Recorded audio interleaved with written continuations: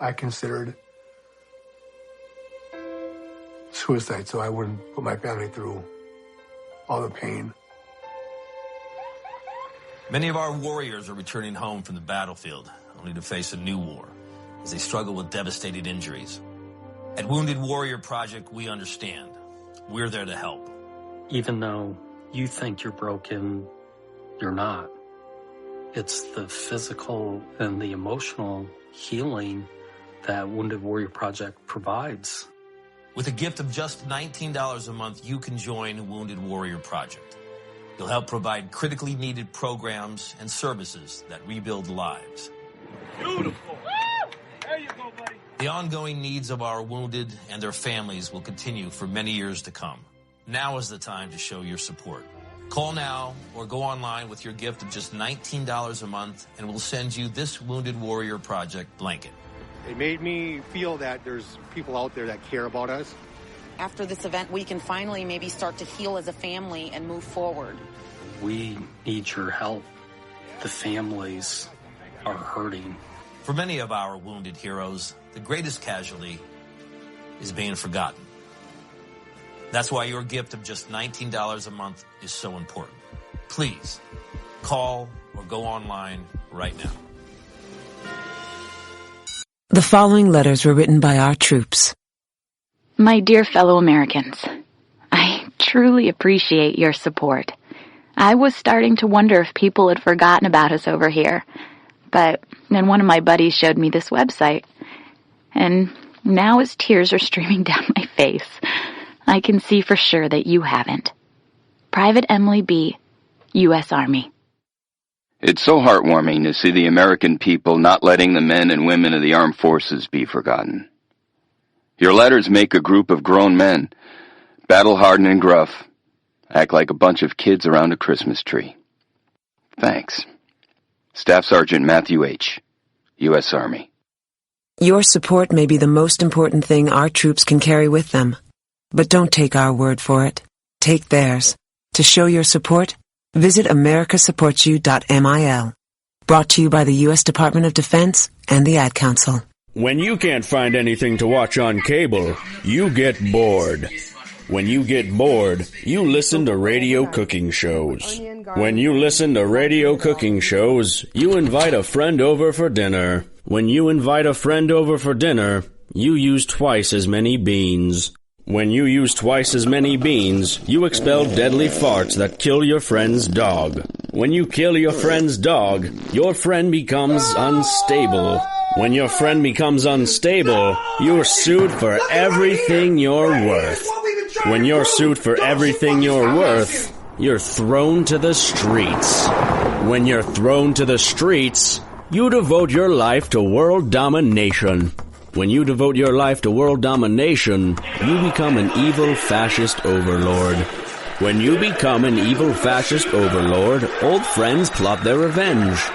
When old friends plot their revenge, you are shot in the back of the head. And when you're shot in the back of the head, you miss your jazzercise appointment. Don't miss your jazzercise appointment. Upgrade to Indirect TV. Go online or call 1-800-IRECT-TV.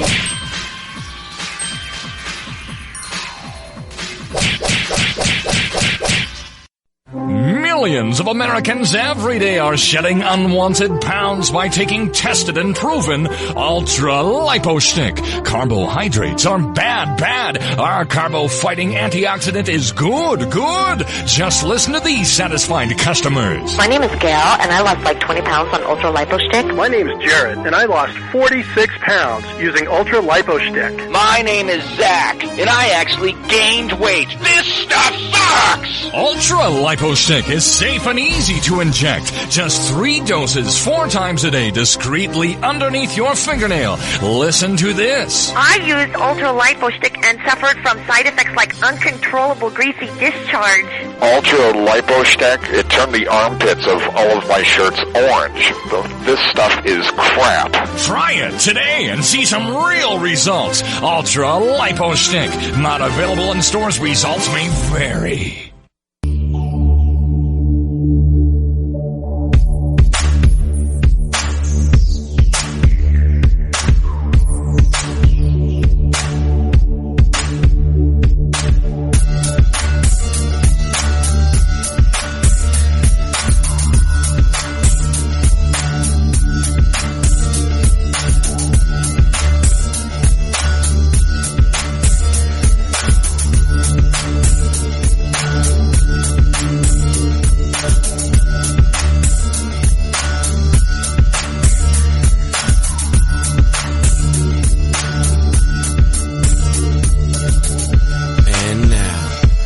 coolest, most politically incorrect black man on the planet, Rod Eccles.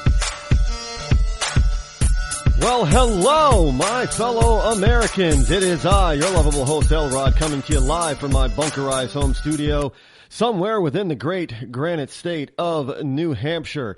It is Tuesday, April the 14th in the year of our Lord 2015. And I'm still the motto here is still live free or die. It is not big government or bust. And as I do every day to make sure I check. And I'm excited today. Today was absolutely beautiful out there today. I mean, it gave me hope that there actually will be a summer around here in New England. Yeah, it was sunny. It was warm. It got a little bit cloudy later in the day, but you know, there was a little breeze. I mean, it felt like an early summer day today. It was the only difference is that, you know, everybody's lawns, everybody's yards are a total mess because nobody's had the opportunity to get out there and clean them up yet. But that after today, it's probably coming. And yes, it was just a beautiful day in the neighborhood in America. Yeah, you know, we're still in America. I get up every day and I think, I am pretty darn lucky to be one of the only 330 million or so people who get to live here in this country. I'm pretty blown away by that daily. I know some people don't think of it that way. They don't think that, you know, maybe there might be someplace better for us to live. But I'm saying I don't think so. This is the best place on the planet to live. And hey, I'm sure that someday there'll be someplace better, but until then, this is the best place as far as I'm concerned, and this is where I'm going to stay. I know a lot of you were have viewed or talked about the Marco Rubio speech about him getting into the presidential race. I don't, you know, the left has been trying to take it apart. I mean, I guess Whoopi Goldberg got on him today for taking pot shots at Hillary Clinton. You know what? Who cares what that old has-been hag says? You know, I mean, look, she should just go back to acting full-time. Forget all this commentary crap. She's, you know, she's like most of Hollywood. She's a nut job. If somebody doesn't write this stuff for her, you know, as in a script, you know, she comes off as a total. Well, she's not as bad as her co-host Rosie O'Donnell. I don't know what did Rosie lose weight? Does anybody know if Rosie lost weight? I don't watch The View, so I just get these excerpts that come across my newsfeed, and I usually cringe when I see something from The View because those, you know, they're like a bunch of cackling hens over there. They really, they don't have. I mean, I guess they have. Well, do they still have a token? Do they still have a token conservative over there? I'm not sure because I don't know. Well, now that Barbara Walters is retired, does she still show up over there every once in a while? I don't know. I haven't heard much from Barbara Wawa since her so-called retirement. But you know, well, yeah, it is what it is over there, I guess. But that's daytime television. I don't have time to watch daytime television, and I'm sure most of you out there do not have time to watch daytime television. But there's a lot of other programs out there on daytime TV. I don't. What is it? The Talk Chew, or is it the Chew, or the Talk? What's the? I don't know. I just don't. I don't watch that kind of crap. You know, I do not watch a lot of TV.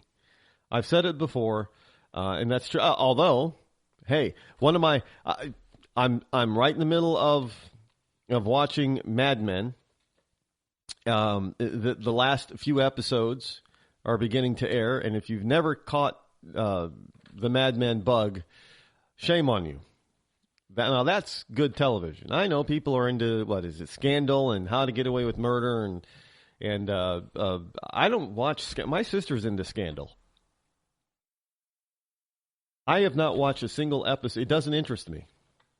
I mean, if I want to watch something called Scandal, all I got to do is look at Hillary Clinton in the Obama administration. Now, why do I need to watch a scripted drama about Scandal? I do watch a scripted drama about Scandal, and that's called House of Cards. I can't wait for season 4. As from what I understand, HBO has already picked up season 4 for House of Cards because it ended with a bang. If you haven't seen it, I'm not going to spoil it for you. So all I'm going to say is that it ended with a big bang, but it has nothing to do with guns, or bombs. Not explosive bombs that you fire out of a cannon anyway. But there was a bomb that was dropped. Let me tell you. That's all I'm going to say about House of Cards, just in case you are going to watch it and you have not watched it yet. And we're getting into Mad Men, and Game of Thrones has premiered this week. And shortly, well, isn't there? No, we've already. I don't watch the zombie thing, Walking Dead. I don't watch that. So I think that it's split into two halves per season, right? So I think they've ended their.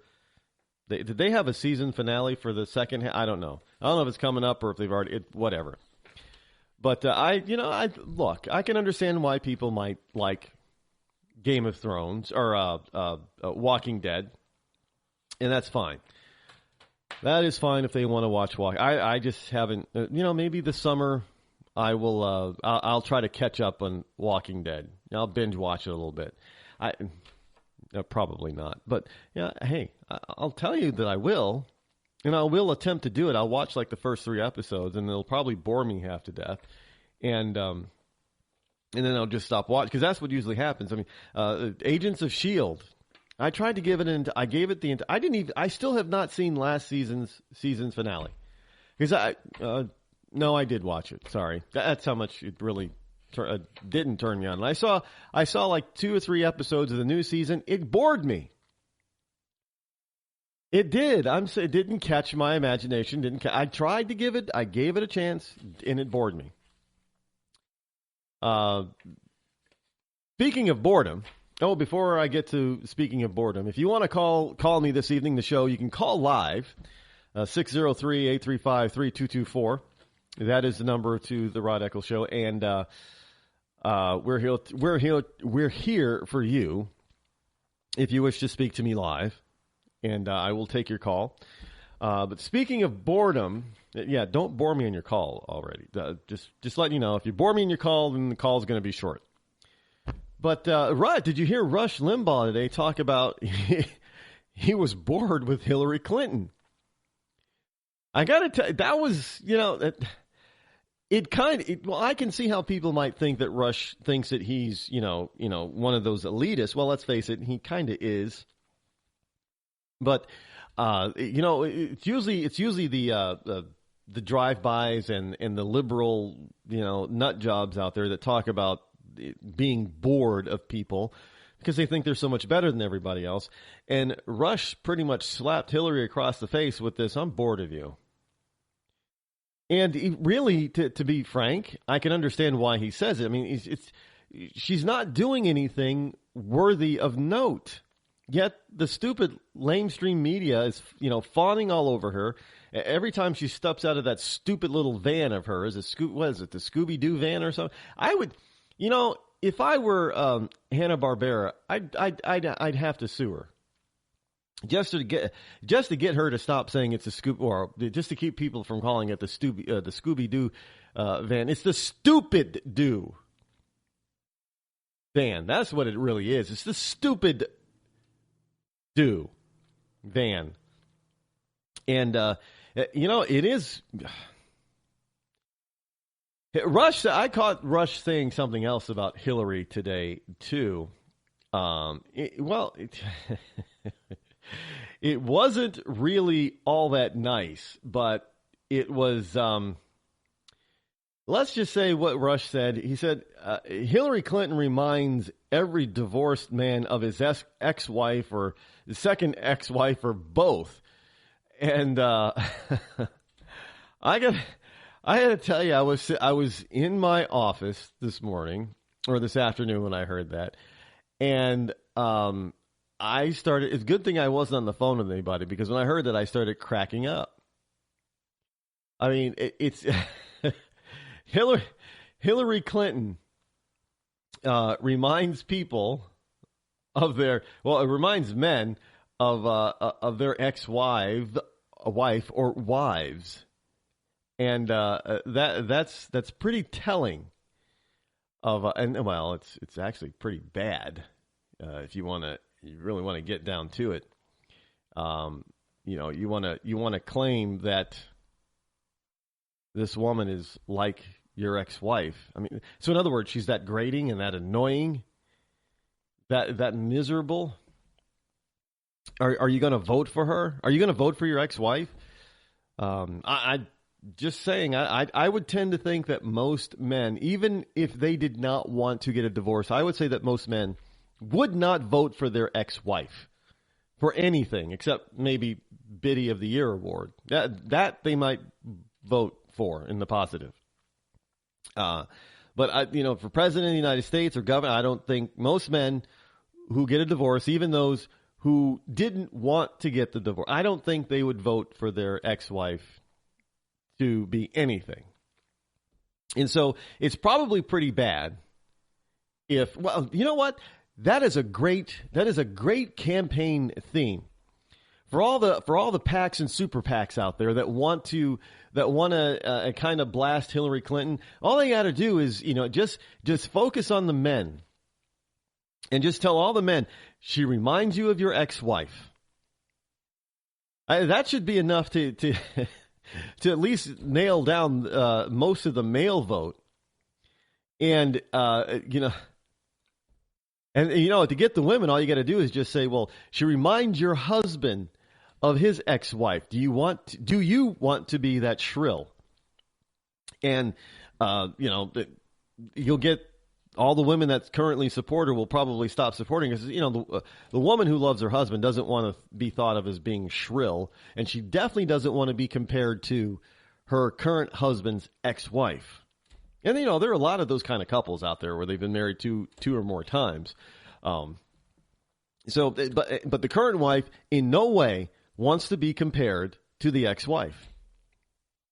No, there's not a single woman out there that has married to a man who has an ex-wife, at least one, that wants to be compared to that ex-wife. Absolutely not. Any more than any man out there wants to be compared by his current wife to her ex-husband.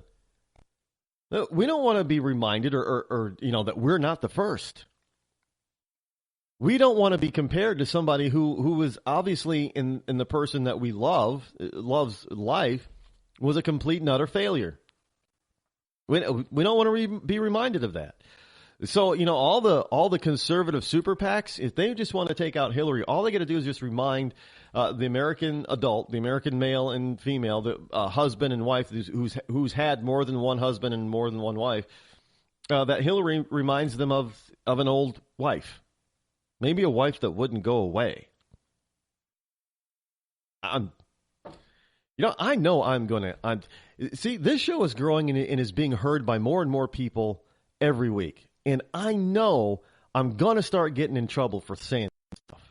It's coming, folks, but I'm ready for it. Because I'm not going to hold back what I say. And I'm just being facetious here now. Anyway, we know the left has no sense of humor. But they need to learn how to laugh at themselves. Because, what they say... There's some funny people. That's probably going to get me in trouble too. But I'm gonna need a censorer over here in the bunkerized home studio sooner rather than later to help me navigate all the things that I probably shouldn't say in order to keep myself out of trouble. Well, you know what? Controversy is always good, right? Because then people can't say, "Well, I'm bored of you. Go away now. I'm just so bored." Well, I don't think people are going to get bored of me. Like, the lamestream media did say or did try to get bored of Rush, but Rush always says something that piques their interest and pisses them off. So I love the way he does it. He purposefully tweaks them. Right? He just pushes the left's buttons daily, left and right. When the left thinks that they can't handle them anymore, that they're done listening to them, he'll push a button and they're back listening and misquoting him and taking him out of context and all that kind of stuff. The man's a king in this industry. Got to give it to. I don't care if you like him or dislike him. It doesn't matter. He knows how to press liberals' buttons. And that's what I'm going to do until we get through the 2016 election. I'm going to be pressing the buttons of each and every liberal out there in this land. Because they need their buttons pushed. They need to be pressed. They need to be forced to answer all their BS. Why do you believe that Hillary is qualified? What has she done? I'm still waiting for a liberal to give an answer to that question, to anybody. Because there are a lot of people who are starting to ask that question now. What has Hillary done? What has she accomplished? Well, she was Secretary of State. Yeah, big freaking hairy deal. What did she accomplish while she was Secretary of State? What did she accomplish while she was Senator for the state of New York? What did she accomplish as First Lady? What makes her qualified to be President of the United States? Give me some specifics. No, I've heard that question asked in slightly different ways to a bunch of liberals, and not a single one of them can give a straight and direct answer. I just want a direct answer. Oh, well, this is what makes Hillary qualified. Because she did X, Y, and Z, and she saved the country, buku amounts of dollars, and she improved our stature in the world community. They can't say any of that because she hasn't done any of it. So what has Mrs. William Jefferson Clinton done? I know the lesbians she was endorsed by the lesbians, whatever, the lesbian for Hillary gang, whatever. But they're probably going to be upset that I just called her Mrs. William Jefferson Clinton. Well, that's what she is. That's her title. She's Mrs. William Jefferson Clinton. Oh, Rod, we're in the 21st century. We don't refer to women that way. That's so degrading. I don't know.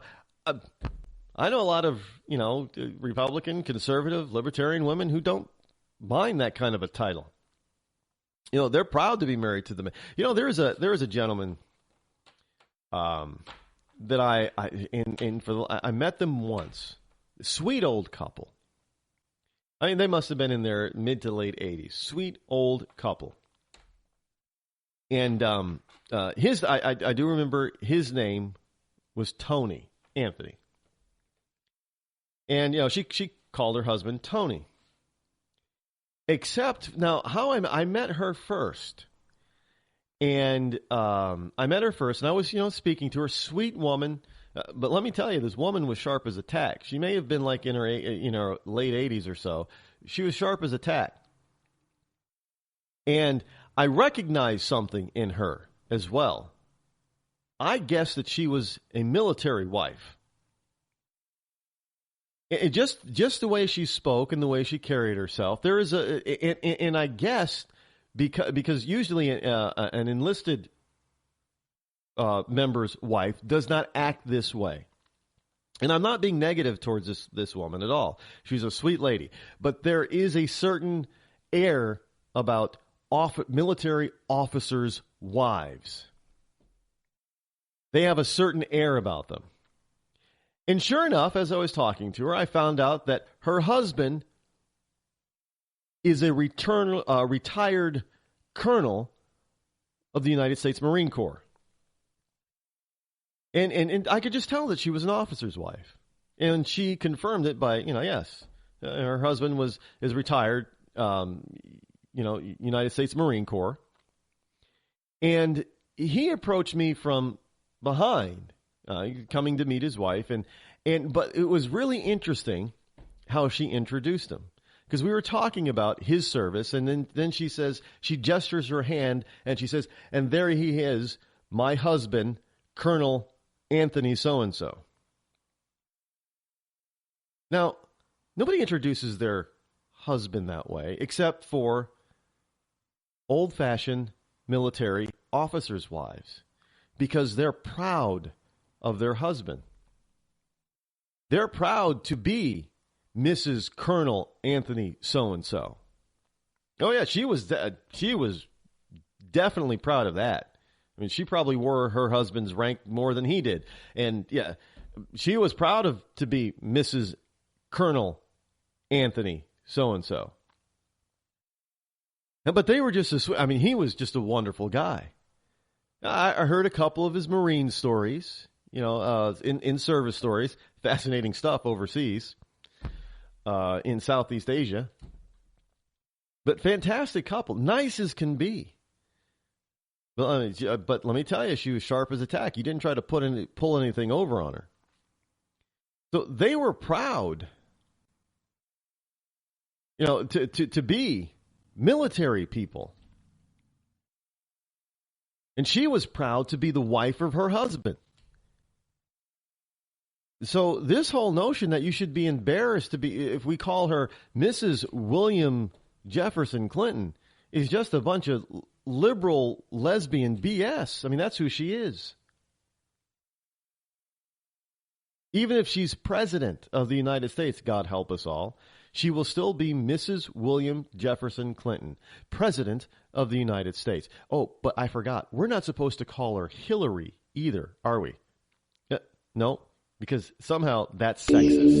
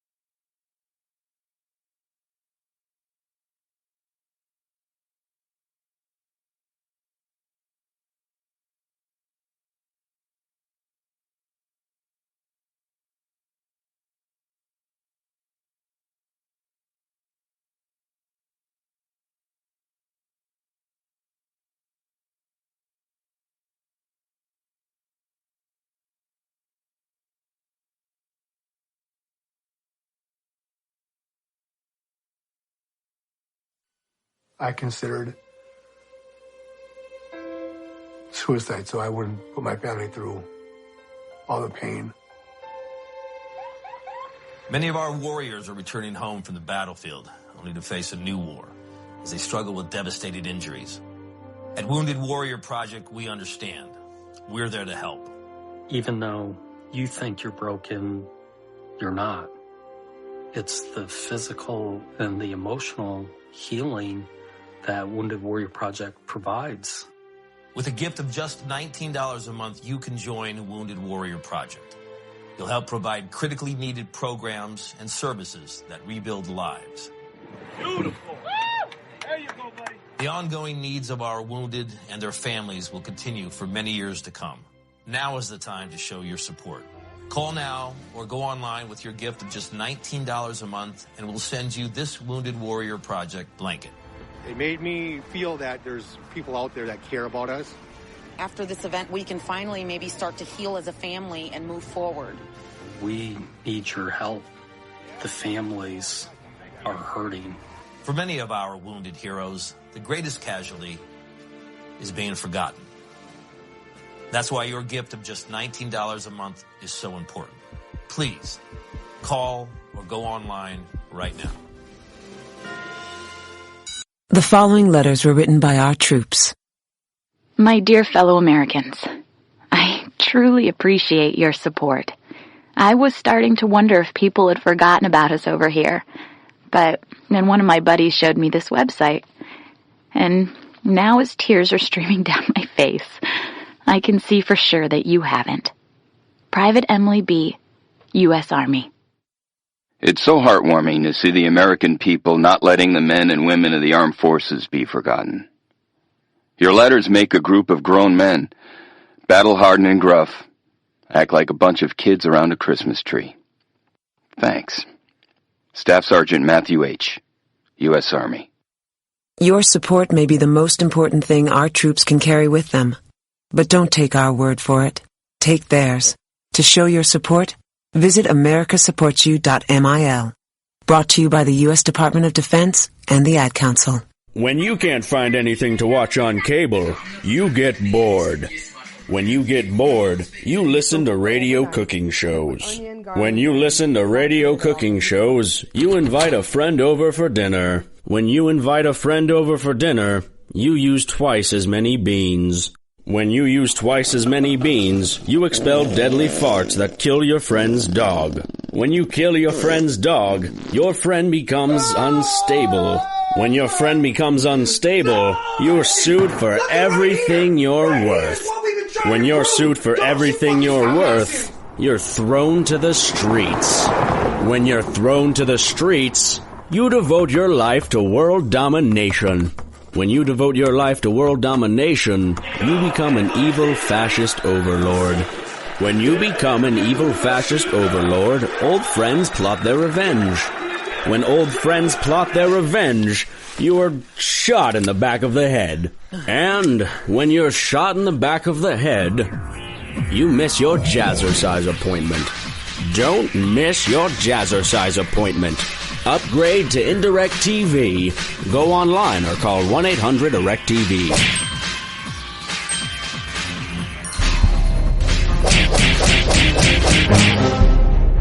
Millions of Americans every day are shedding unwanted pounds by taking tested and proven ultra-lipo-stick. Carbohydrates are bad.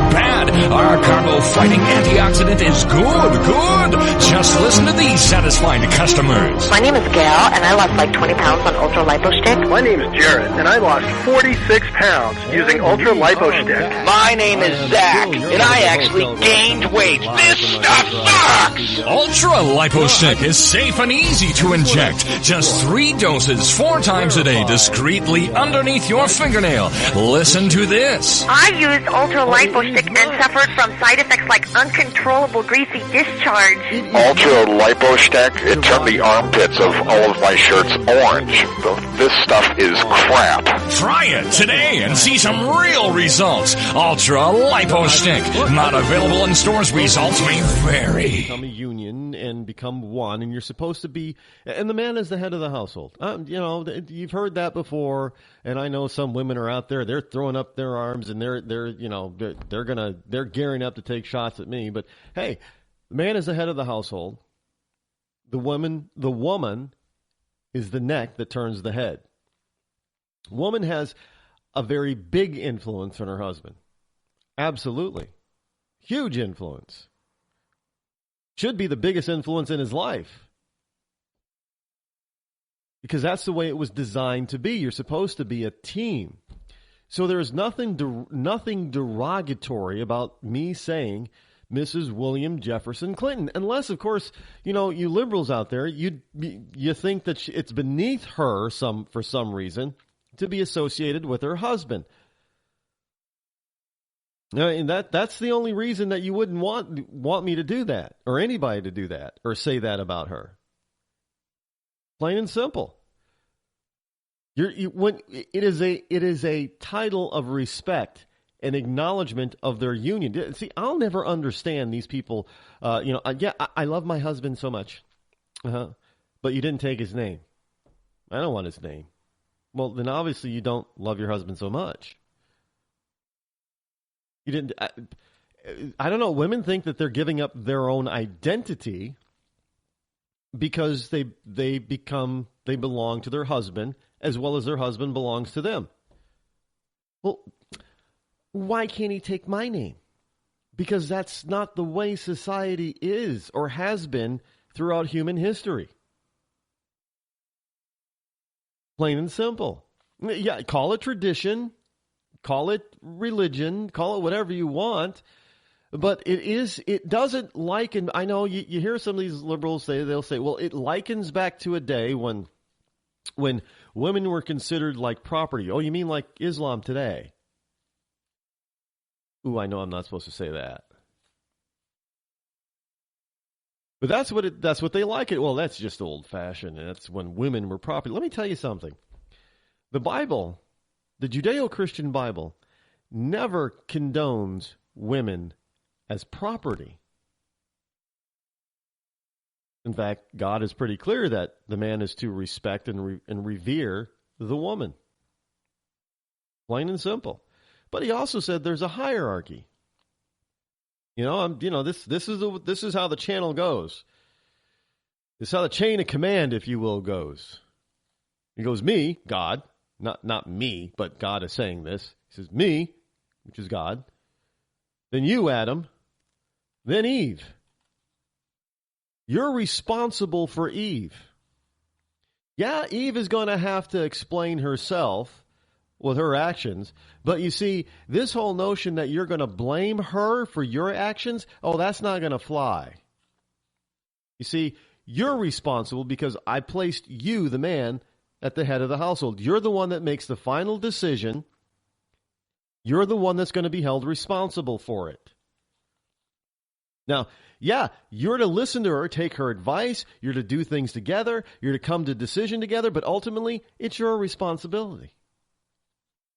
I don't see I don't know why women have, these ultra-liberal women have a problem with that. Hey, God is going to hold the guy more responsible than the woman in the relationship if things go bad. And you have a problem with that? I never understand. They don't have any logic, so that's why I can't understand their logic, because they don't have any logic. They don't. Plain and simple. Yeah, I know. I'm trying to explain myself, and they're still going to probably, they're still not they're still going to attack me, but let them go ahead. I don't say things in order to not be attacked anyway. And there are people that have been taking me out of context lately. And I'm starting to notice it more, especially when I get into conversations on places like Facebook. I notice that there are people, even in my friend stream, or friend list, friend stream, whatever, there are people that are taking me out of context, and they're doing so on purpose. And that's okay. At least they're beginning to pay attention. Because I knew, look, hey, Jesus basically said, well, there are people on this planet that are gonna hate me. What makes you think that you're greater than me to not be hated? I mean, really? I mean, that's basically what Christ said. And he said, you're going to be hated because of me, and you're just going to be hated because of who you are, period. The number you can call this evening is toll-free number 603-835-3224. The federal government is spending. Look, folks. We hear all this stuff about corporations not paying their fair share in taxes. I mean, Bernie Sanders was out there last week talking about different companies, some of them actually Obama donors, that paid zero corporate income tax. And I'm like, well, how much money does our government need to spend? Right? What is this that we got to squeeze every last cent out of everybody in this country and give it to the federal government or to any other level of government? What is this insatiable desire to spend other people's money? Understand, the government's money belongs to us. It's our money. They're spending our money. It makes no sense. We give we hear these liberals, well, we got to tax the rich more. Why? So we can spend more? Our budget's at nearly $4 trillion as it is. We're not spending enough? And that's just the federal level. Why don't you start tacking on everything, what all 50 states spend, and then the plethora of local municipalities, what they spend, and I don't know what those. There was a. I do remember when I started the show back in 2009, there was a number out there, and it was double at the time. When you took into account all the spending, government spending at all levels, it was double the actual spending level of the federal government. So if we're going to hold that up to still be true, we're talking close to $8 trillion total being pulled out of the private sector from this country and spent by government. Now, sure, some of it does make its way back into the private sector, but nowhere near as much as what's going in, what's coming out of the private sector, I should say. $8 trillion is not going back into the private sector through government. Nowhere near that. But, here's it's a CNS News story here, cnsnews.com. The CBO, the Congressional Budget Office, the feds are taxing more and spending more and running a bigger deficit in 2015. Now, the federal government taxed away more money, spent more money, and ran a bigger deficit in the first half of fiscal 2015 than it did in the first half of fiscal 2014. And here are some of the numbers. Back in 2014, in the first 6 months, the feds, the revenue in spending is higher now than it was a year ago. In 2014, total revenues were under $1.4 trillion. This time around, it's over 1.6 or so. Well, it's more than 1 point. See, in the first 6 months of I'm trying to look at these charts. I hate charts. Because these charts are never accurate when you're trying to look at them. They don't give you the accurate. But so you got to read down. And it says in the first 6 months of fiscal 2014, the government took in approximately $1.32 trillion in revenue, according to the CBO. In the first 6 months of this fiscal year, 2015, it took in approximately $1.42 trillion. So, an increase of, $98 billion year to year. Now, meanwhile, the federal government spent approximately $1.736 trillion in the first 6 months of 2014, and it spent approximately $1.851 trillion in the first 6 months of this fiscal year. An increase of over $115 billion over last year. Now, last year, the government ran a deficit of $413 billion in the first 6 months of the fiscal year. This year, it ran a deficit of $430 billion. A $17 billion increase over last year. They spent, and they increased the deficit. And they keep telling you that, deficit bad. Well, why are you spending so much if deficit bad? Deficit must not be that bad because you keep spending it. So stop spending so much.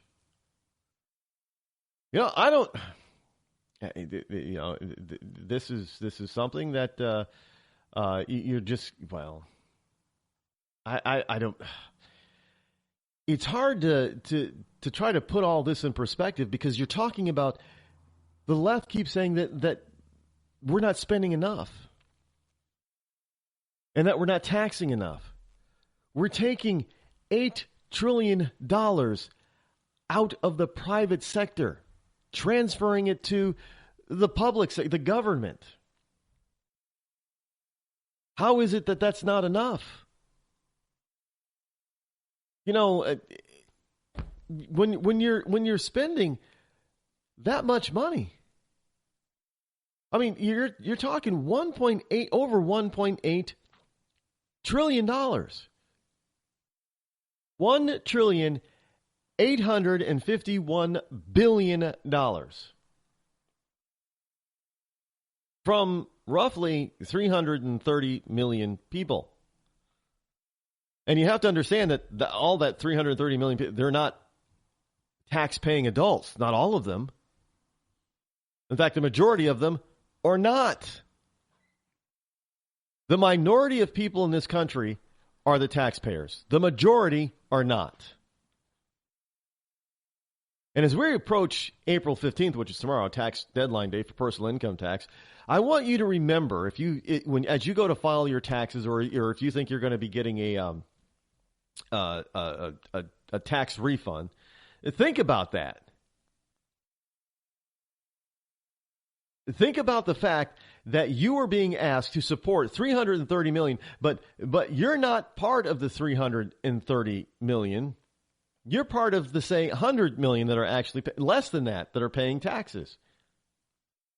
So this notion that the minority needs to pay more in order to support the majority so our government can keep spending and spending and spending is a ludicrous proposition that cannot continue in perpetuity.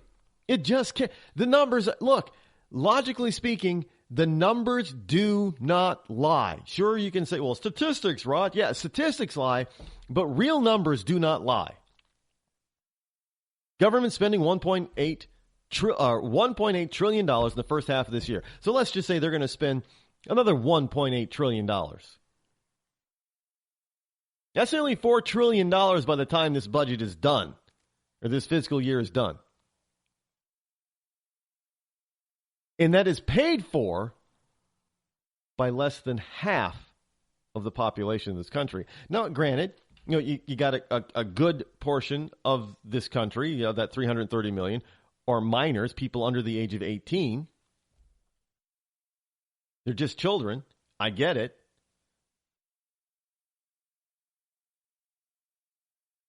But understand, they may be children. Oh, well, some of the kids... I remember a story when we were in northern Michigan. And it was about a 12-year-old boy in Wisconsin. And we've heard numerous stories similar to this since then. But this is how the left has made, how low the left has sunk our government. That we would go ahead and bully 12-year-old boys. Now, this is what happened. This 12-year-old boy, back in the state of Wisconsin, he became an entrepreneur at 12 years old. What did he do? All he did, he started a worm farm, if you will. He sold worms.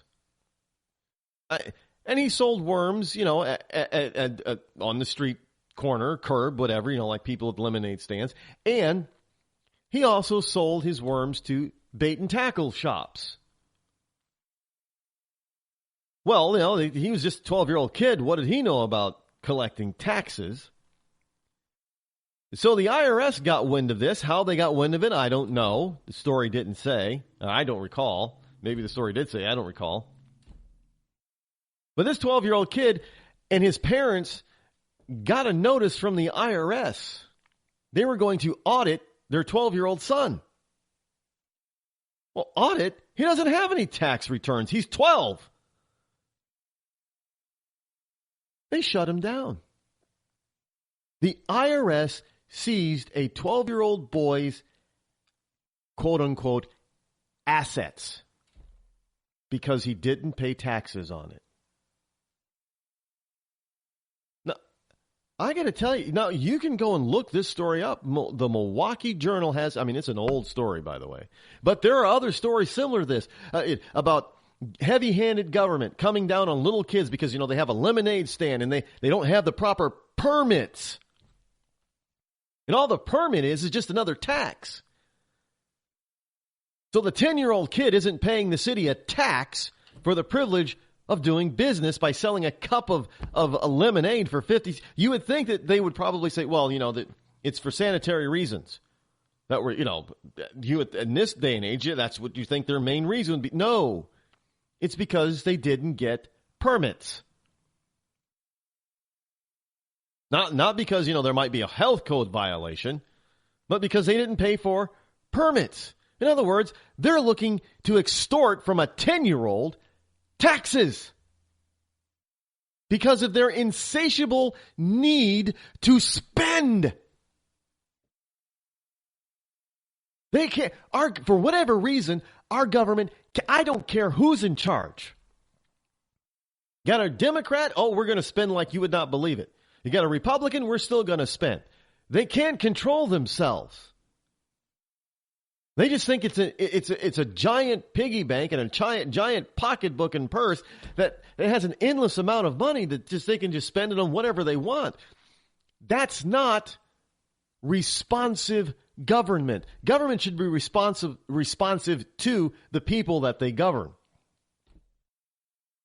Having an open-ended, an open pocketbook is not responsive government. When you start, it's a shakedown. That's what it is. When you start going after little kids who aren't even yet teenagers, and you start extorting money from them in the form of permits and fees, which are nothing more than just taxes, and you start confiscating what little assets their so-called business might have so you could collect your tax, that is just inane that we've come to a point in this society where our government constantly spends so much money. It has this insatiable need just to gobble up money so they can spend it however they seem fit, even if it's just to waste it and throw it away. Hey, you might as well be like Daddy Warbucks, right? And take a bundle of hundreds and light them on fire to start the fire, to start your fireplace.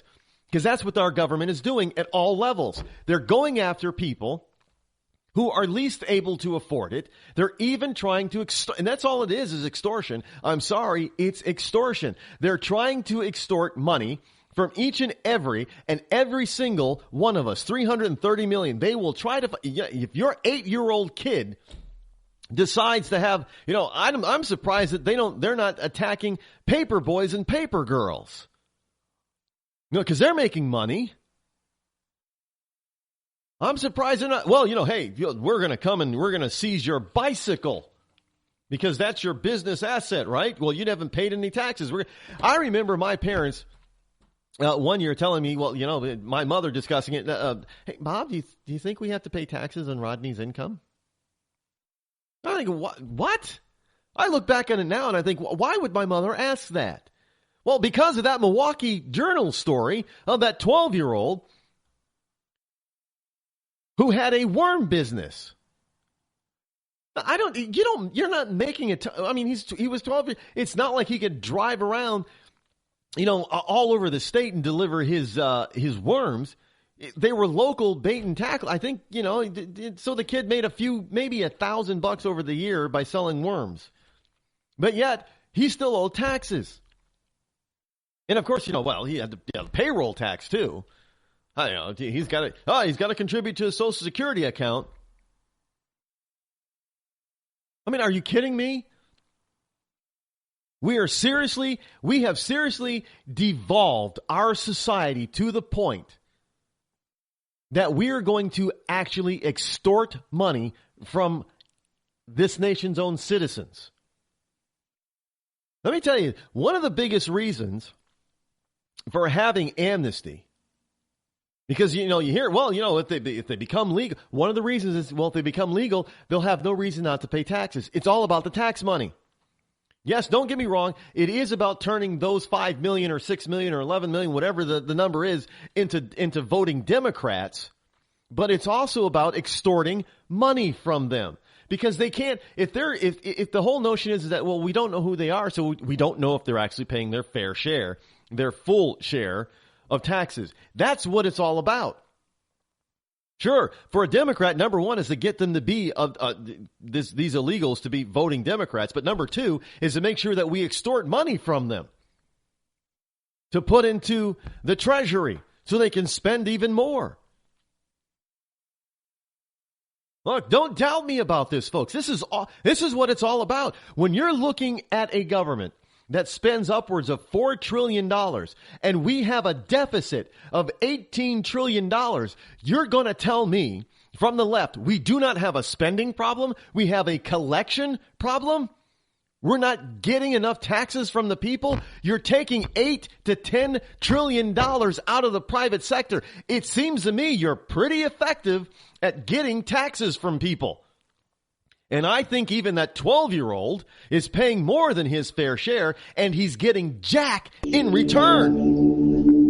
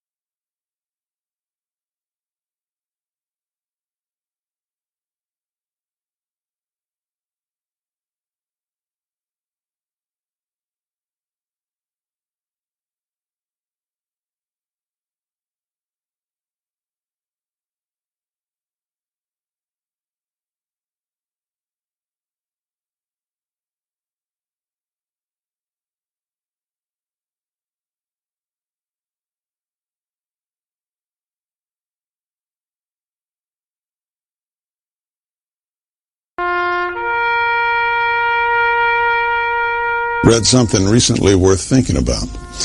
It's the soldier, not the campus organizer, who's given us freedom to demonstrate. It's the soldier, not the reporter, who's given us freedom of the press. It's the soldier, not the poet, who's given us freedom of speech. It's the soldier who serves under the flag, who defends the protesters' right to burn the flag. Isn't it time now to demonstrate that we support our troops? Were it not for the brave, there'd be no land of the free. Fred Thompson's message was brought to you by CitizensUnited.org. When you can't find anything to watch on cable, you get bored. When you get bored, you listen to radio cooking shows. When you listen to radio cooking shows, you invite a friend over for dinner. When you invite a friend over for dinner, you use twice as many beans. When you use twice as many beans, you expel deadly farts that kill your friend's dog. When you kill your friend's dog, your friend becomes unstable. When your friend becomes unstable, you're sued for everything you're worth. When you're sued for everything you're worth, you're thrown to the streets. When you're thrown to the streets, you devote your life to world domination. When you devote your life to world domination, you become an evil fascist overlord. When you become an evil fascist overlord, old friends plot their revenge. When old friends plot their revenge, you are shot in the back of the head. And when you're shot in the back of the head, you miss your jazzercise appointment. Don't miss your jazzercise appointment. Upgrade to Indirect TV. Go online or call 1-800-DIRECT-TV.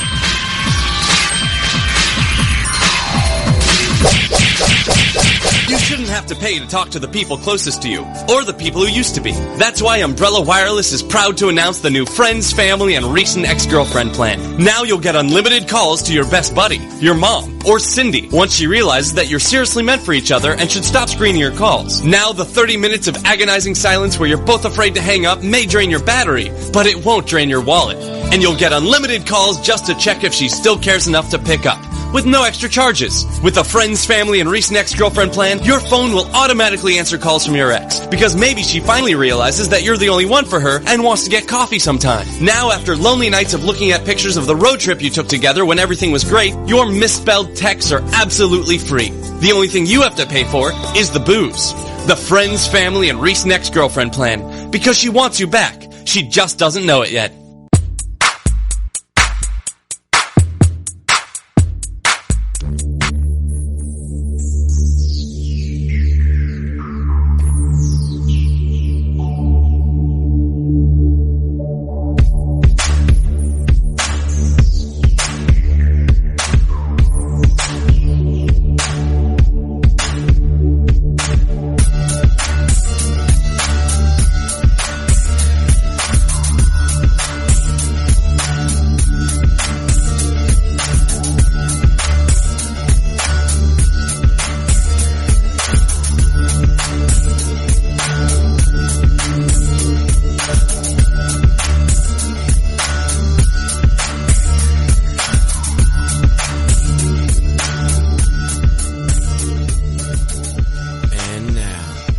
coolest, most politically incorrect black man on the planet, Rod Eccles.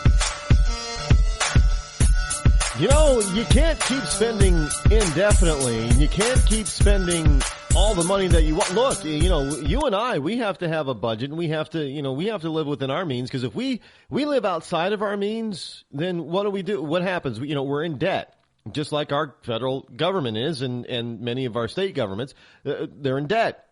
The problem is that we don't get to print money.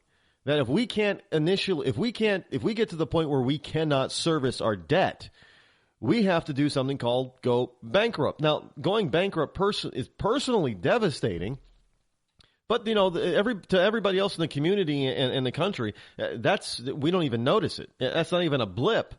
But if your government goes bankrupt, well, all hell breaks loose. Just look at what happens when a municipality goes bankrupt, called the city of Detroit, Michigan.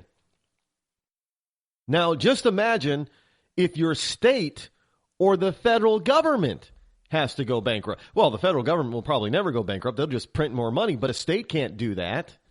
And obviously, neither can your municipality, because look at Detroit.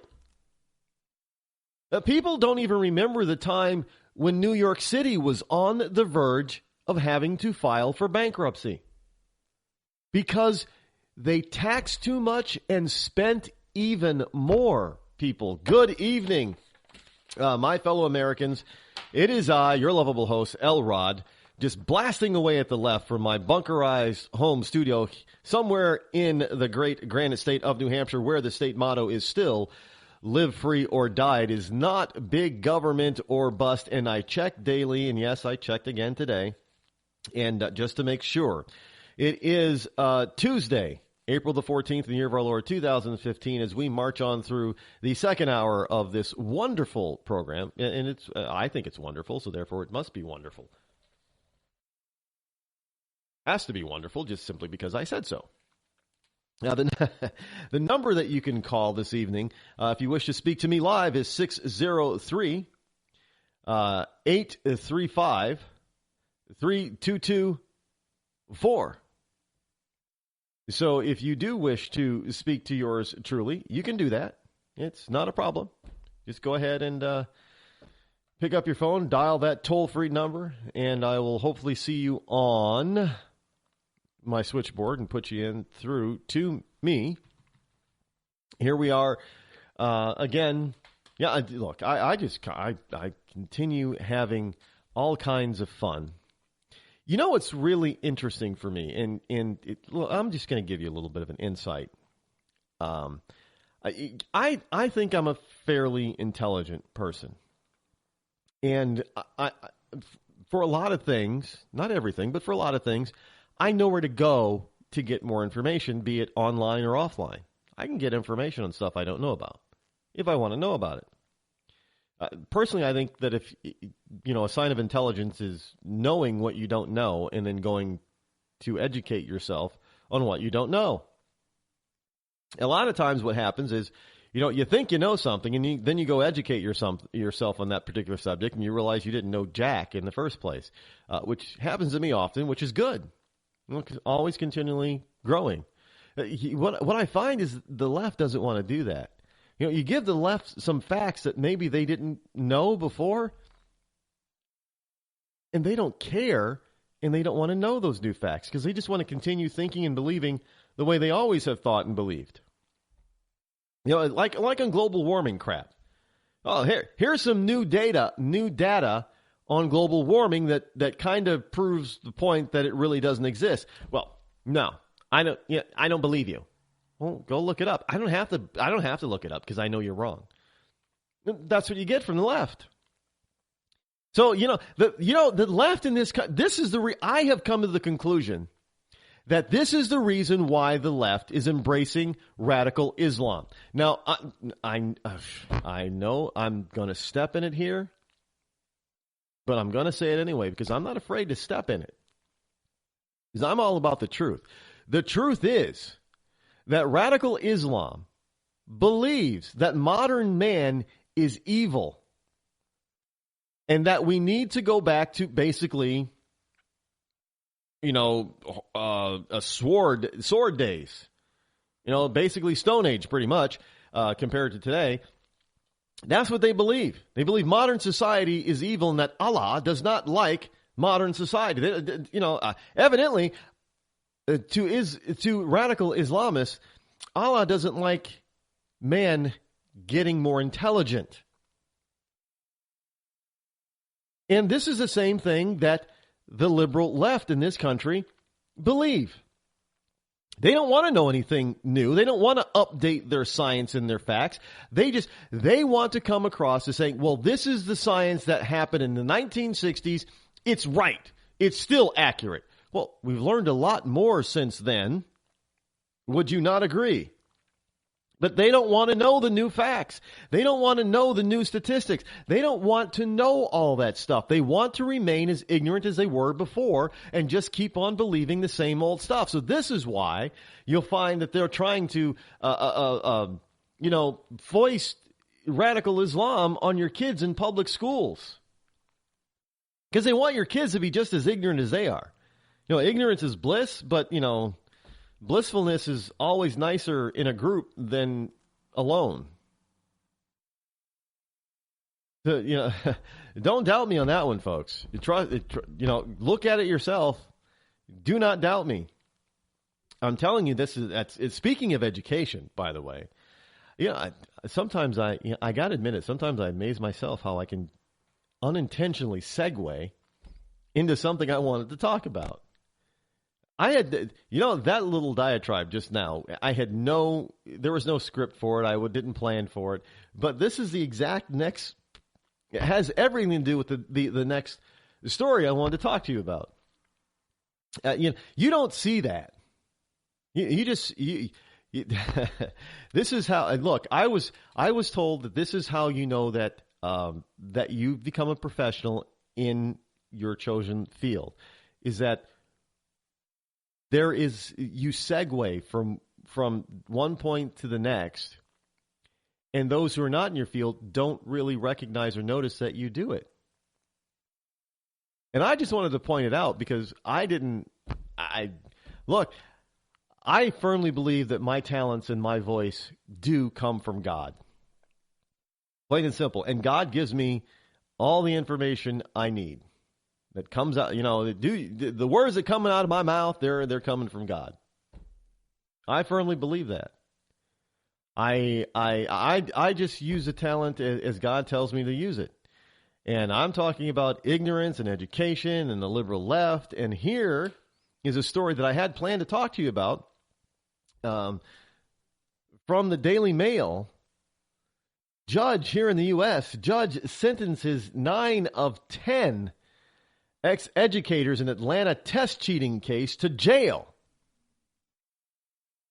Now, this is a case that he calls the sickest thing that's ever happened in his town. Because look, you've got teachers and school administrators are now going to jail because they were trying to cheat. They were trying to teach your kids how to cheat. So the teachers and the administrators, looked better, got more money from the government. That spending thing again. But your kids still are coming out stupid. They're not learning anything. So Judge Jerry Baxter called the cheating scandal the sickest thing that's ever happened in this town as he sentenced teachers earlier today. All but one of the former Atlanta public school educators were sentenced to jail time. Now, the judge had encouraged all of the accused to negotiate deals, but only 2 agreed and received lighter sentences. The remaining 8 received harsher sentences ranging from 1 to 7 years in jail for cheating on test.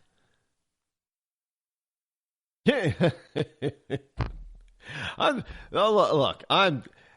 sorry that these people are going to jail, and I'm going to admit it was probably kind of harsh to send some teachers to jail, and not send the people who actually perpetrated the reason for these. Look, I'm not taking responsibility off the teachers. I always say personal responsibility. You have to be responsible for your own actions. And I still agree with that. Those teachers need to be held accountable for their actions. However, they're not the only ones culpable here. You've got to go after the administration in that school district. And you've got to go after the federal agencies that are responsible for this kind of garbage. These teachers, basically, they're looking for a way to save their own jobs and to make their school district, or at least their school, look superior to other schools or school districts. So all they're doing is trying to teach, and this is what this whole Common Core nonsense is about. They're just trying to teach to the test. They're not trying to teach your kids anything, but teach them to the test. So in other words, it's nothing but more than rote memorization. And often when you try to teach rote memorization, you you get off the reservation or you jump on the other side of that fine line that you should not jump to, that says you're actually teaching them what's on the test because you know what's on the test. And you're giving them the answers to the test. That's cheating. Now, this is just a sad case all around.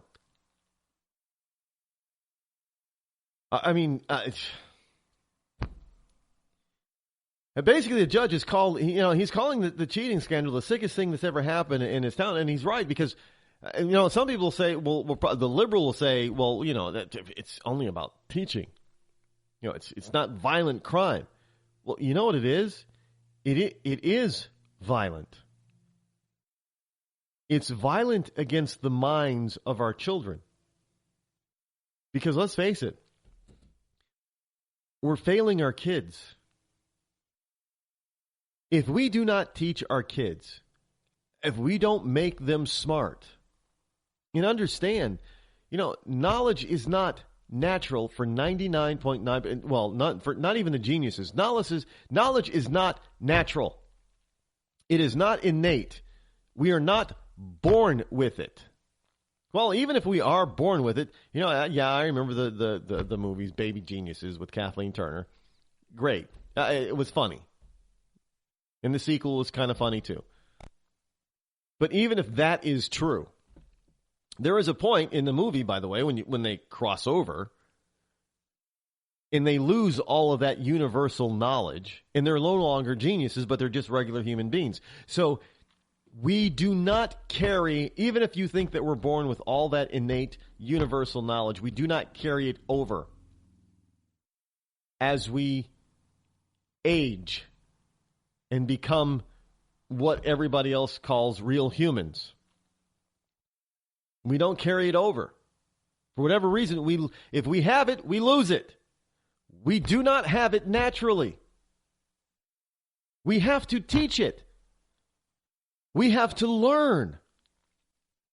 And if we're not teaching it so our kids can learn, well, our kids are going to grow up to be adults that are what? Ignorant and stupid. And let's face it, the rest of the world doesn't want their population to be ignorant and stupid. So they're teaching their kids. And we can see that, and when we try to compare, test scores on these so-called standardized testing, and we can see how our kids are comparing, here in the United States, how they compare against kids in, say, like England and France and Germany and Russia and Japan and China, even Korea and Vietnam, and we're on the bottom of the list. So we're doing a disservice to our kids because they're going to grow up being behind the world 8 ball. And that is only going to put this country in danger, and it will not survive. You cannot survive in an age of knowledge, and you're the only country that doesn't have knowledge. You will become like our third world countries of today. And look at them. Their population, generally speaking, is fairly ignorant. And one of the things that some of these third world countries are trying to focus on is what? Educating their children. Because if they have an educated populace, that is going to pull them out of being third world and into the modern world. India did it. India decided, a while ago that, hey, we're gonna be 1 billion people sometime in the future, so we're gonna need to have a population that can deal with and integrate with the rest of the world that's pretty smart compared to our people. And now you look at India, and India has some of the most learned people on the planet. China too. Look at the two world's fastest growing economies. India and China. Just 10 or 15 years ago, nobody thought about India or China being modern economies. China's nothing there. They're just as bad. They just have 1 billion people. That's the only reason why they're a superpower. When China said, how about if we educate 1 billion people? India said, how about if we educate 750 million people? What can we accomplish? And now we see what they're accomplishing. And there are certain African nations that are looking at this and saying, well, how about we begin educating our people? And Africa is not as dumb as it used to be. The only people who want to go backwards are the radical Islamists and the liberals in this country. I'm being serious as a heart attack, folks. Yes, I'm equating liberalism with radical Islam as far as knowledge and education is concerned. Because neither is concerned with educating the masses. Liberals in this country, all they care about is just giving them enough knowledge that's favorable to them. We won't teach about American history, so our kids are not going to really learn about George Washington because, if they learned about George Washington and the Founding Fathers, what are they going to be? They're going to be like those Tea Party people. If we educate our kids in these public indoctrination centers that we call public schools about the real Founding Fathers of this country and what they really stood for, well, they're going to be like those Tea Party members over there. And those Tea Party people, well, we call them stupid and ignorant, and backwater, but they're pretty smart actually. But we can't have all our children here, our little children. We can't have them as smart as those Tea Party people. So we're just not going to teach them certain things. But then we're going to indoctrinate them into other things so they believe like we believe. So when they grow up, they'll only believe what we tell them. And if we tell them that, all these new facts, like on this global warming stuff, they get all these new facts and they got satellite pictures up there talking, that prove that we're kind of wrong in global warming. Well, we're going to indoctrinate them in such a way that even when somebody tells them about the satellite pictures and show them the satellite picture, they won't believe it. They won't. Look, there was a woman today on Hannity. Hannity was talking about all the things about, bad about Hillary Clinton. And this woman just flat out and denied. She said, "You're wrong, Sean. You're wrong." Sean said, "Well, what am I wrong about? Am I wrong about this, and this?" And all the woman could say was just, "You're wrong." Why? Because she's been indoctrinated to such a degree that she does not want to hear the facts. I run into it all the time. I'm talking to people about facts. And they're like, no, you should stop listening to Fox News, Rod. Well, hey, the particular fact that I'm talking to you about right now that I'm sharing with you, it came from the Obama administration. Oh, no, that's wrong.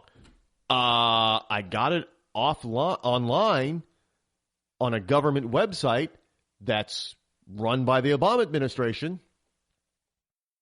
And they still want to tell me I'm wrong, or I listen too much. I listen to Fox News too much. I don't know how many times I got to say it. I do not watch Fox News. I'm sick of hearing it. I don't watch it. So all you liberal idiots who think I do, you must know what Fox News is saying. So you must know, you must be watching it. I'm not. The facts I am espousing to you, I'm getting from the freaking Obama administration. And you're trying to tell me I'm wrong? Good God. That's worse than a cult. At least a cult believes in something bigger than themselves. What you leftists believe is a bunch of lies that has no bearing on anything whatsoever in reality. Because we have scientific proof. We have statistical proof. I can give you all this information and I can pull it directly from Obama himself off his own private website, and you would still tell me I'm wrong because you have been indoctrinated to the liberal left and their religion.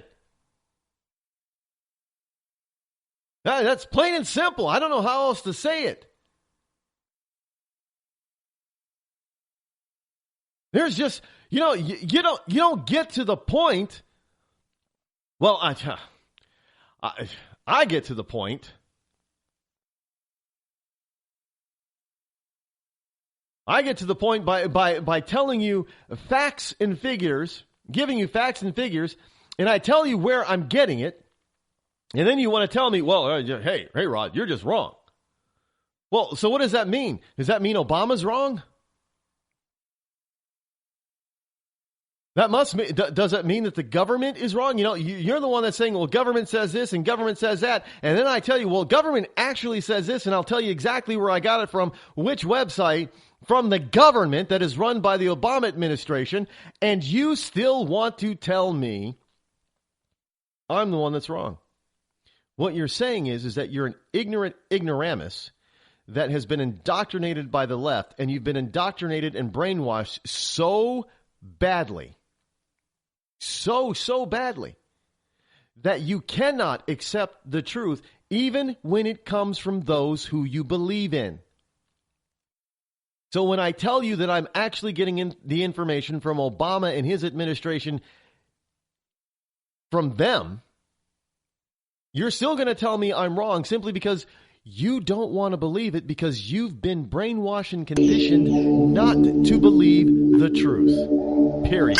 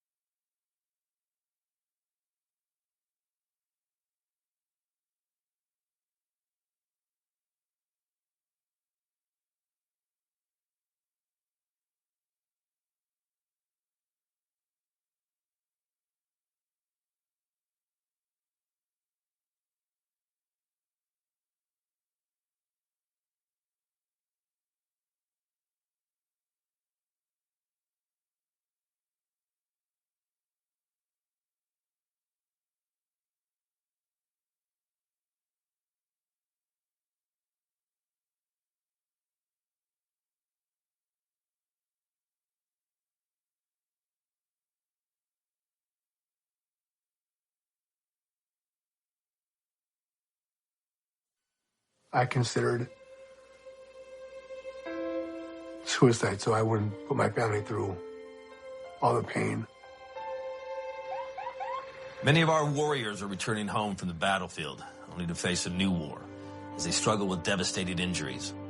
At Wounded Warrior Project, we understand. We're there to help. Even though you think you're broken, you're not. It's the physical and the emotional healing that Wounded Warrior Project provides. With a gift of just $19 a month, you can join Wounded Warrior Project. You'll help provide critically needed programs and services that rebuild lives. Beautiful. Woo! There you go, buddy. The ongoing needs of our wounded and their families will continue for many years to come. Now is the time to show your support. Call now or go online with your gift of just $19 a month, and we'll send you this Wounded Warrior Project blanket. It made me feel that there's people out there that care about us. After this event, we can finally maybe start to heal as a family and move forward. We need your help. The families are hurting. For many of our wounded heroes, the greatest casualty is being forgotten. That's why your gift of just $19 a month is so important. Please call or go online right now. The following letters were written by our troops. My dear fellow Americans, I truly appreciate your support. I was starting to wonder if people had forgotten about us over here, but then one of my buddies showed me this website, and now as tears are streaming down my face, I can see for sure that you haven't. Private Emily B., U.S. Army. It's so heartwarming to see the American people not letting the men and women of the armed forces be forgotten. Your letters make a group of grown men, battle-hardened and gruff, act like a bunch of kids around a Christmas tree. Thanks. Staff Sergeant Matthew H., U.S. Army. Your support may be the most important thing our troops can carry with them. But don't take our word for it. Take theirs. To show your support, visit americasupportsyou.mil. Brought to you by the U.S. Department of Defense and the Ad Council. When you can't find anything to watch on cable, you get bored. When you get bored, you listen to radio cooking shows. When you listen to radio cooking shows, you invite a friend over for dinner. When you invite a friend over for dinner, you use twice as many beans. When you use twice as many beans, you expel deadly farts that kill your friend's dog. When you kill your friend's dog, your friend becomes unstable. When your friend becomes unstable, you're sued for everything you're worth. When you're sued for everything you're worth, you're thrown to the streets. When you're thrown to the streets, you devote your life to world domination. When you devote your life to world domination, you become an evil fascist overlord. When you become an evil fascist overlord, old friends plot their revenge. When old friends plot their revenge, you are shot in the back of the head. And when you're shot in the back of the head, you miss your jazzercise appointment. Don't miss your jazzercise appointment. Upgrade to Indirect TV. Go online or call 1-800-ERECT-TV.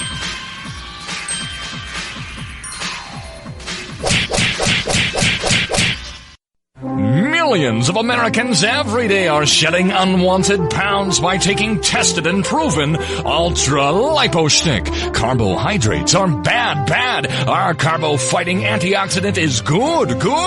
Just listen to these satisfied customers. My name is Gail, and I lost like 20 pounds on Ultra Lipostick. My name is Jared, and I lost 46 pounds using Ultra Lipostick. My name is Zach, and I actually gained weight. This stuff sucks! Ultra Lipostick is safe and easy to inject. Just 3 doses 4 times a day discreetly underneath your fingernail. Listen to this. I used Ultra Lipostick and suffered from side effects like uncontrollable greasy discharge.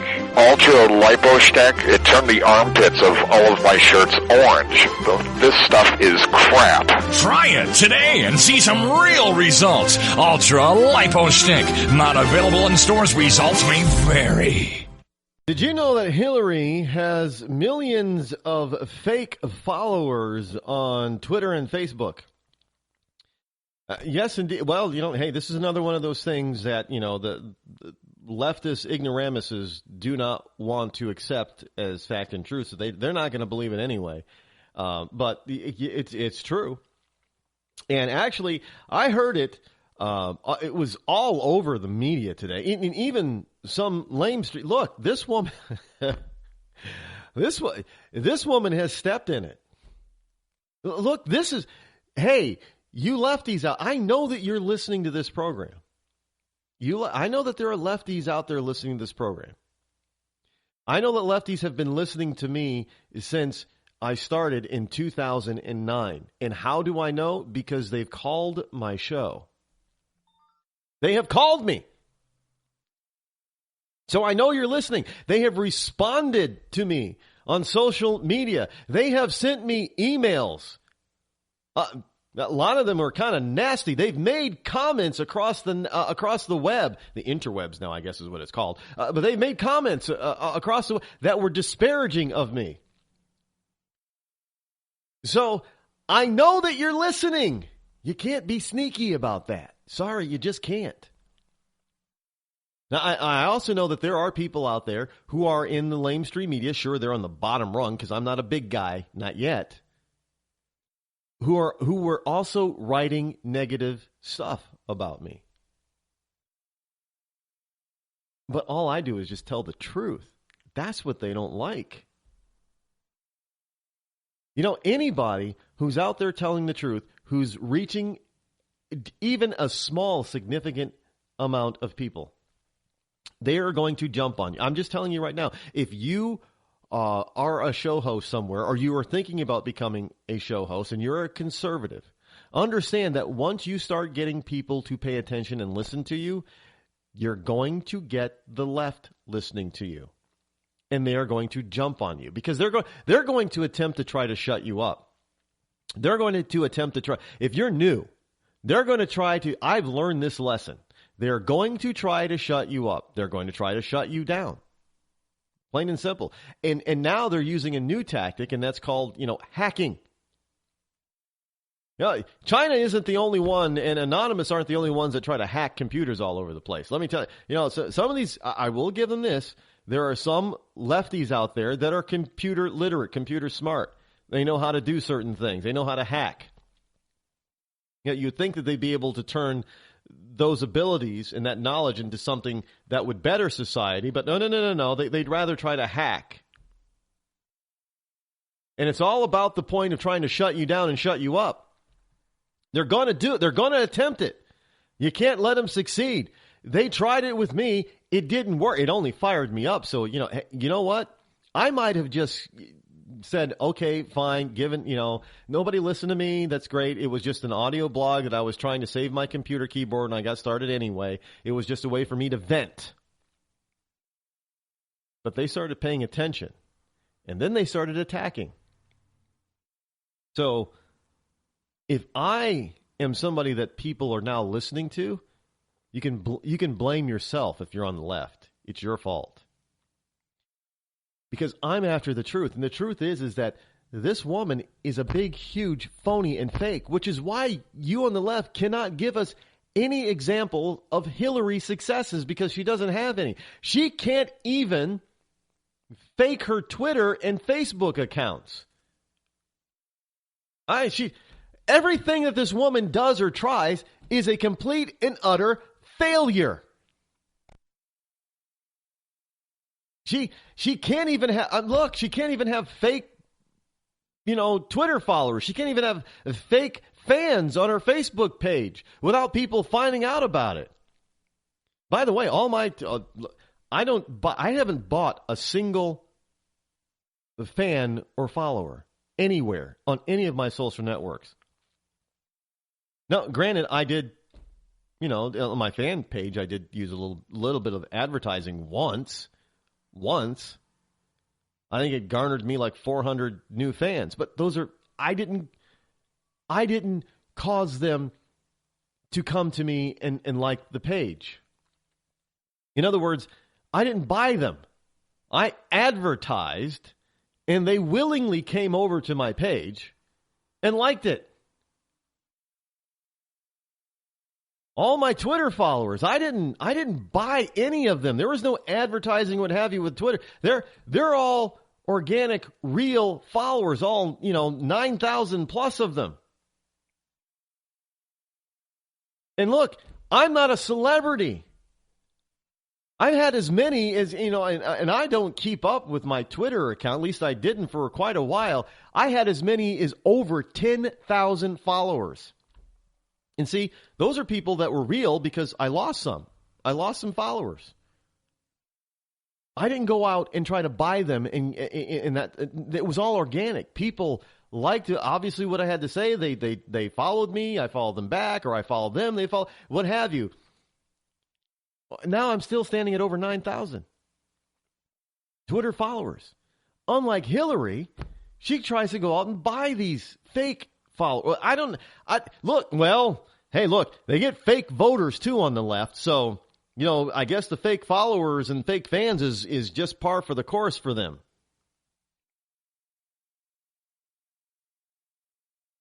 It really is.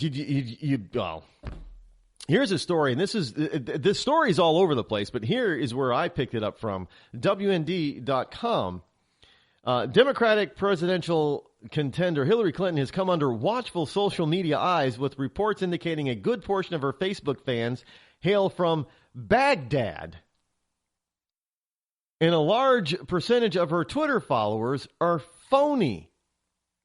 Now, the Daily Mail reported Clinton's touted 3.6 million Twitter followers, fully 15%, or nearly 550,000 of them are fake.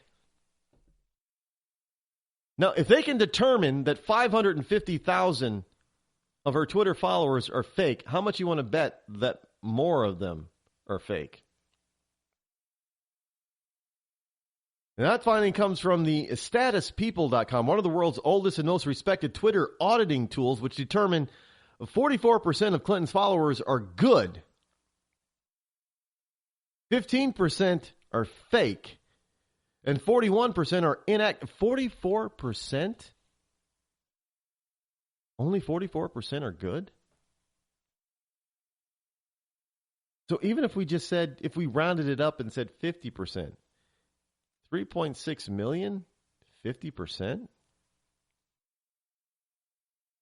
Talking less than 2 million. You know, you're talking, what, 1.8 million out of 3.6 are good?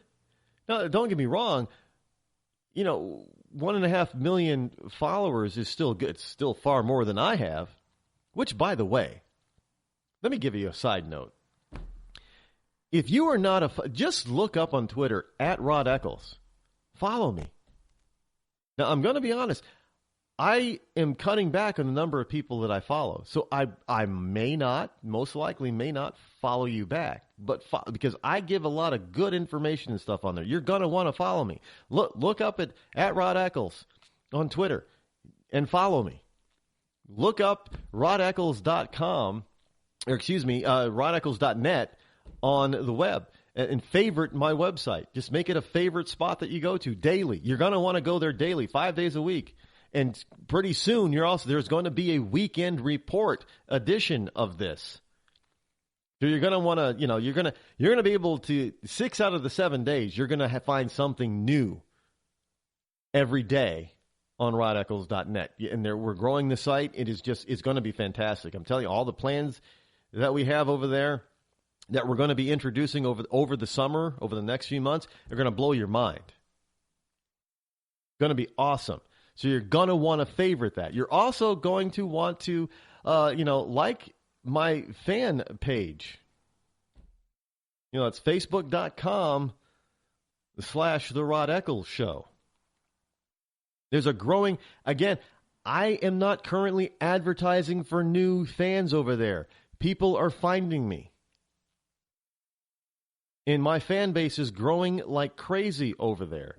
There's a lot of great stuff that we're posting constantly throughout the day over there. I mean, it is just amazing.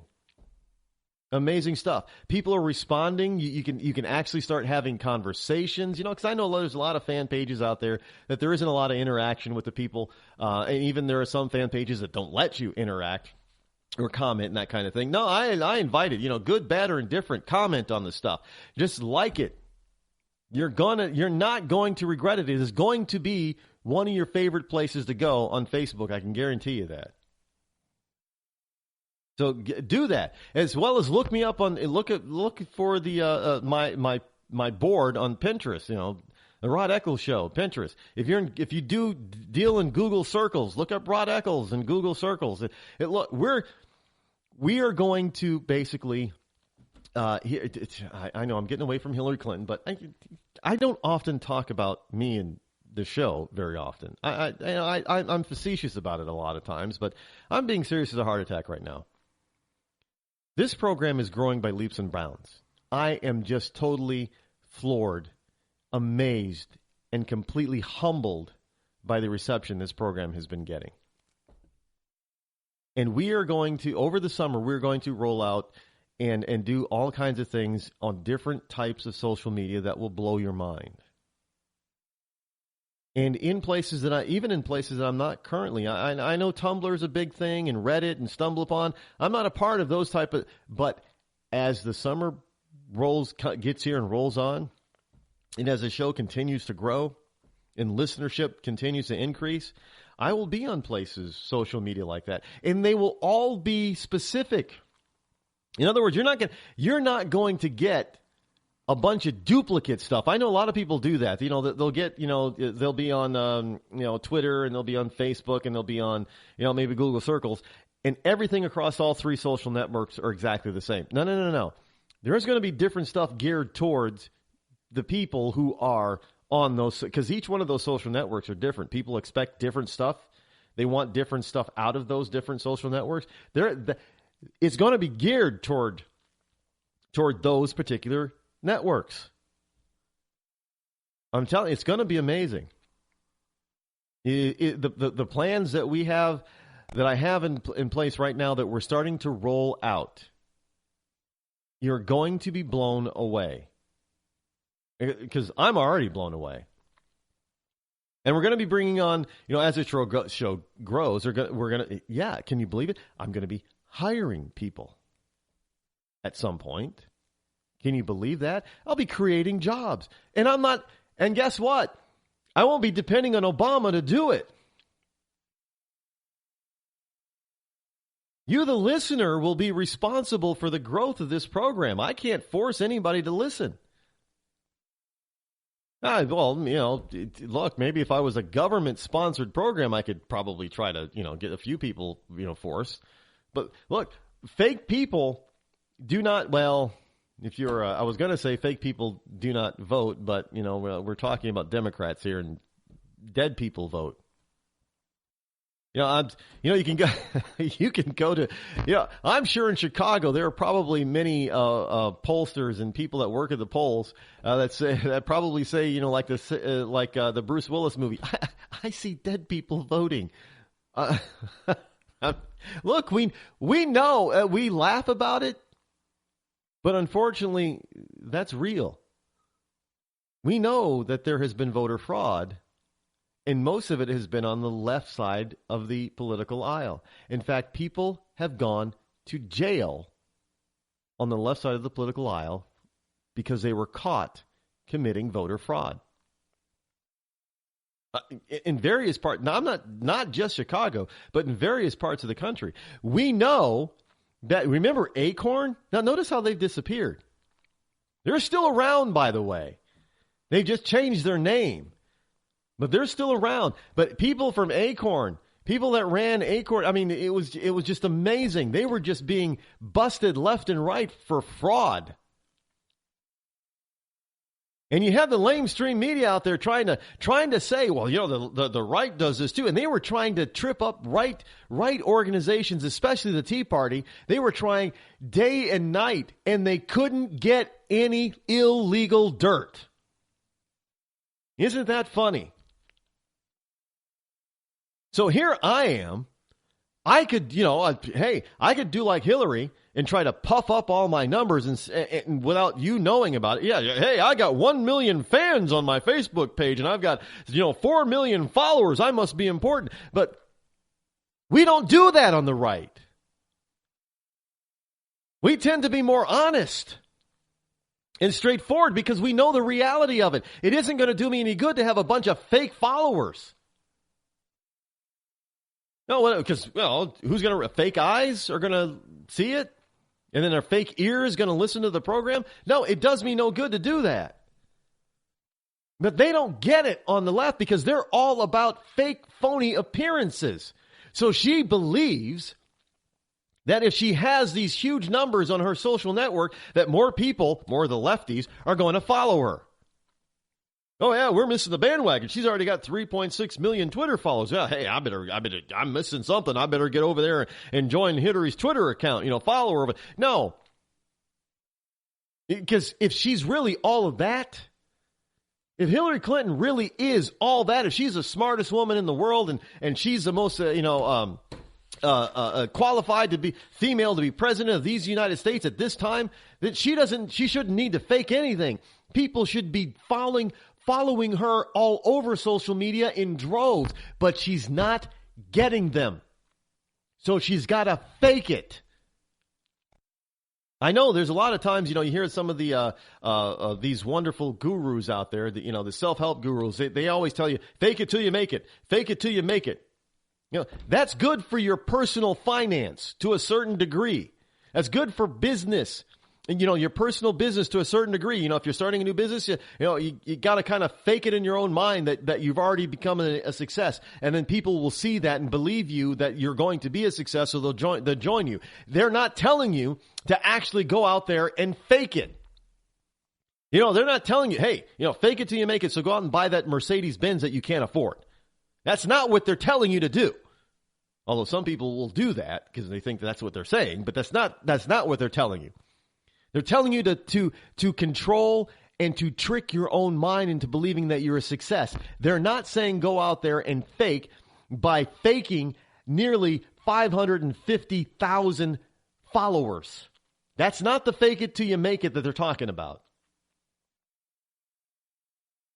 Not at all. But this is what we're getting more and more as a norm from the left. And even with a dumbed down society and a dumbed down Gen X generation, they're losing them. Hey, look, that's why that whole statistic last week, 59% of blacks, African Americans, think government is the problem. Oh, 10 years ago, you wouldn't have got that high. You wouldn't have gotten half, more than half. It would have been a minority, like 10, 15, maybe 20% maximum. But you're talking nearly 60% of African Americans think government is a problem now. They're losing the population because they have the same stale old ideas and they're not paying attention to realism and logic. They're losing the arguments. They have lost 2 of the last 3 elections nationally. They have lost big time in the arena of ideas. Americans are starting to wake up. I hope it's not too late. I hope they don't fall for the typical same old liberal tricks and playbook, because they're trying the same thing again. Hey, these are all, they can go out there. They're going to try, what they were trying to do was go out there and say, look what Hillary got. She just officially entered the race and she's got 3.6 million Twitter followers. No, she doesn't. She doesn't even have 2 million. She's got about 1.5 million real active followers. But they're saying 3.6. Now, I am not going to go out there and tell you that out of the over 9,000 followers that I have 9,000, because people fall off all the time. I'm not saying that all 9,000 are active, but I can tell you this. They were all real followers when they followed me because I did not solicit them and I did not buy them.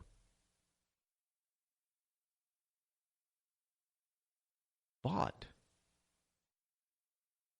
over 500,000 fake ones. And they were trying to pass them off as real.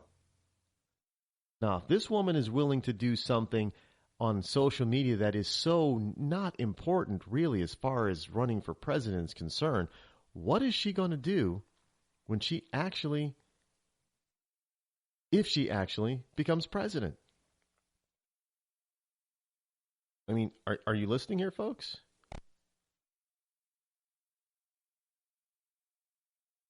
The woman cannot be trusted. She's a liar and she's a criminal. Quickly here, ISIS, Judicial Watch. It's a Newsmax story. ISIS set up a camp 8 miles from Texas border. Oh, yeah, we got to close our borders, folks. We don't close our borders. ISIS is now starting to cross the border of the United States, and they're forming cells in this country. I told you people this before. Everybody knows that this is not a good thing. But so here comes ISIS, and they are coming across the border because they're setting up just across the border. I'm Rod Eccles. I will be back here tomorrow at 8 o'clock. So tune in then. Until then, have a great night. I'm out.